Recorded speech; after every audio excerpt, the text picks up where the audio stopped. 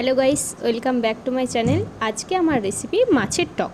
মাত্র 2 থেকে 3টে উপকরণ দিয়েই তৈরি এই মাছের টক।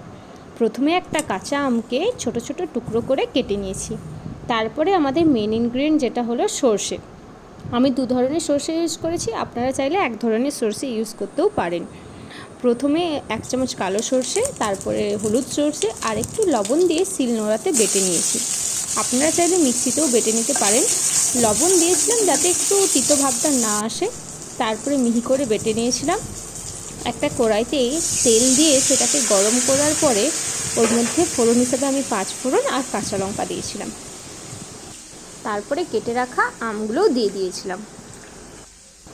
একটু ভাজা ভাজা হয়ে আসলে ওর মধ্যে একটু লবণ আর একটু হলুদ দিয়ে দিয়েছিলাম। তারপরে আমটা ভাজা হয়ে যাওয়ার পরে ওই সর্ষে বাটাটা ছেঁকে দিয়েছিলাম যাতে মুখের মধ্যে ওই সর্ষের দানাগুলো যেন না আসে। এরপরে ওর মধ্যে আমি পরিমাণ মতো জল, লবণ আর একটু চিনি দিয়েছিলাম, সব কিছু ব্যালেন্সের জন্য। তারপরে ওই জলটা ফুটে আসলে ওর মধ্যে আমি ভেজে রাখা মাছগুলো অ্যাড করে দিলাম এবং ওপর থেকে আমি কিছুটা সর্ষের তেলও দিয়েছিলাম একটু টেস্টের জন্য। মেনলি এই রেসিপিটা আমি আমার শাশুড়ি মার কাছ থেকেই শিখেছি। একটু ফুটে যাওয়ার পরেই নামিয়ে নিলাম এই মাছের টকটা। গরম ভাতের সাথে খেতে কিন্তু অসাধারণ লাগে। কেমন লাগলো রেসিপিটা অবশ্যই কমেন্ট করে জানাবেন।